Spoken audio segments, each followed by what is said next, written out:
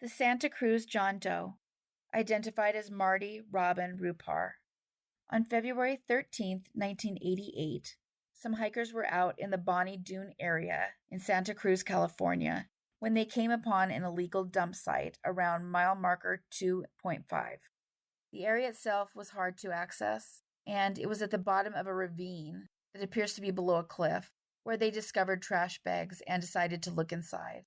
What they discovered inside were the partial remains of a man in 2 different bags. The only distinguishing feature that could be verified was that he had light brown hair between 1 and 3 inches in length, and it was believed he'd been there for about a year. They estimated his height at about 5'2 to 5'9", or 157 to 175 centimeters. He was likely mid-teens to 20, but who he was and who did this is a mystery. Marty Robin Rupar was just 21 when he went missing. He was originally from Green Bay, Wisconsin. It's possible he was alive longer and his whereabouts are unknown, or they were incorrect as to how long he'd been where he was found.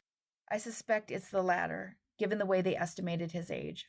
It's very important that anyone who knows anything about this case come forward with information. Marty Robin Rupar was missing for 40 years, and an unidentified Jane Doe for 35. Had he lived, he'd be 61 years old today.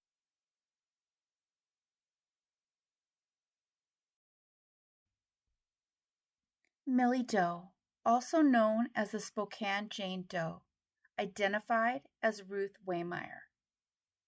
This story starts in Spokane, Washington in June of 1984. This was a time when the state of Washington was under heightened alert. And the reason for that was between 1982 and 1984, most of the Green River cases were taking place.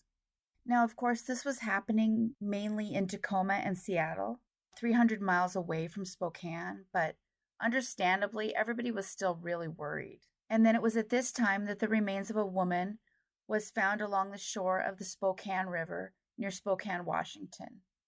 As time went on, however, they were pretty convinced that this was not part of the Green River cases. Authorities believed she'd been there just a few days, up to a few weeks. But even this was hard to know for sure because there was a complicating factor in that the water temperature was pretty low. For those unfamiliar, often when many think of Washington, it brings images of milder weather with a lot of rain. However, the weather in Spokane is a lot different than you would find in Seattle. Spokane gets snow and experiences far harsher winters. So in this case, while it was June of 1984, the temperatures in the water were still pretty low. And of course, with low temperatures, the remains of a person react a little bit differently. They believe that in this case, the woman was in her 30s to 40s. However, it was limited in their determination as all they found was her torso, which was unclothed. The rest of her remains were never found. They nicknamed her Millie, and this happened after a detective's daughter said that the woman deserved to have a name. And they all agreed. They were able to determine that Millie had been the victim of an SA. The authorities would later change her age estimate from mid-teens to mid-30s. The COD was a PA, which included the use of a weapon starting with a K. I am so sorry about being cryptic. As I'm sure you know from other people's channels, it's really hard to tell what I can even say for sure. And additionally, even if I'm able to get away with it now, it doesn't mean they won't change rules later. I have a list in the description below of abbreviations. The investigators believe she was likely pretty well acquainted with whoever did this to her. And they believe that was the reason whoever the person was made the extra effort to render her remains so that it would be very hard to identify. It was further complicated by the fact that no one reported anyone missing that could possibly match the remains. It was for this reason that they believed she was not from the Spokane area. At one point, they would announce that the remains of the person were of Scandinavian descent. Of course, that's just heritage, and those of us here in the U.S. come from all over. If you tested mine, I'm almost 100% German, but I don't speak German, never been to Germany. It's the same kind of thing. So while in some other countries, finding out the descent probably helps a little bit more than it does here, where it's just a melting pot of people. This wasn't the only loss of life found in that area either at the same time. Our Jane Doe was found on June 20th, and 2 days later, a 30-year-old woman named Debbie Finham was found, although there were some differences in the circumstances of that case. It gave the police multiple avenues to explore in hopes of naming our Jane Doe, as well as finding the person who committed both of those crimes. For some reason, they believe the perpetrator may have been Robert Lee Yates, who was actively taking lives between 1975 and 1998 in that area. They believed he was definitely the perpetrator in Debbie Finham's case, but as time passed, they decided that was not the case with our Jane Doe. That also points to multiple serials active in that area at the same time, which is pretty scary. I can't imagine feeling like you can't go outside. So understandably, the whole city, but also the whole state, was experiencing a lot of concern and fear. Additionally, Spokane isn't a city of millions. It has a population of just around 220,000 people now, and in the 1980s, there were around 170,000. The police spread out and they tried to find the rest of her remains, but her skull wasn't located for 14 years. And when that was found, it wasn't anywhere near where the torso was found. Instead, it was located in a vacant lot at 7th and Sherman Avenues, where they were able to use DNA to confirm the match. Once they had her skull, they changed her projected age once again to 18 to 24. The lot where she was found had contained a church that was demolished in 1989. So when the skull was placed there, the church was still on that lot, though I'm not sure whether or not the church itself was still active. They were able to tell that she suffered from a mild case of spina bifida, and this is a neural tube defect, which happens along the spine where the neural tube doesn't close all of the way, and the backbone, which is actually meant to protect the spinal cord, it doesn't form in protection as it should.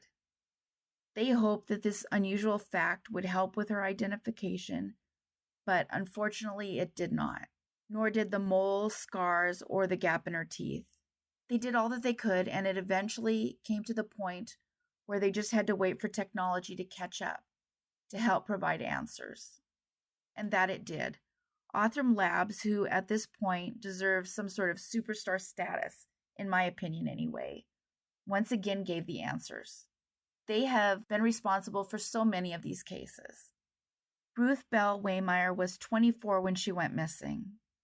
Sadly, she went missing from the same town where she was found, and yet no one ever considered that this was her remains. Ruth Waymire's parents divorced at some point during her childhood, and she moved with her mother and a sister to Spokane. Her father stayed behind, and it appears he cut contact. It was instead the three women who were left to move on and support themselves. Eventually, Ruth became an adult, and she was married twice by the time that she was 24. And it's noted that the last husband had a criminal history, although it's not specific as to what crimes he had been found guilty of. The authorities have disclosed that neither of her ex-husbands have been ruled out as possibly being the perpetrator. And of course, most often it is somebody close to the person, but not always. Also, the way her identity was stripped from her, it could be seen as a way for someone linked to her to avoid paying for that act. In this case, it's definitely suspicious that her husband didn't report her missing. And because she was isolated from her family at the time, it made her just all that much more at risk for something like this happening. It turns out that once Ruth became an adult, she became estranged from her sister, and her mother had passed away. We do know that the man she was married to was named Trampas D.L. Vaughn, and he was born in 1945 in Iowa. So if anyone knows this man or has any information on their marriage or what was going on at the time, it's so important to call the number at the end of this segment. We don't even know for sure who had last contact with Ruth. It's just noted that her last contact was sometime in 1984, which was, of course, the year that she was found. It appears that as soon as their mother passed, the girls went their separate ways, and Ruth's sister had no idea that she was even missing. Further complicating the matter is that Ruth is described as being somewhat of a vagabond. But in the end, it was her sister and her son that would give Ruth back her name. In addition to her son, Ruth had another child born 1 year before her life was taken, though it's not clear who he was living with when Ruth disappeared. The police are searching to find the child and get answers to that question.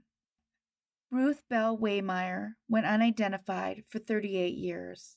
Had she lived, she would be 62 years old today.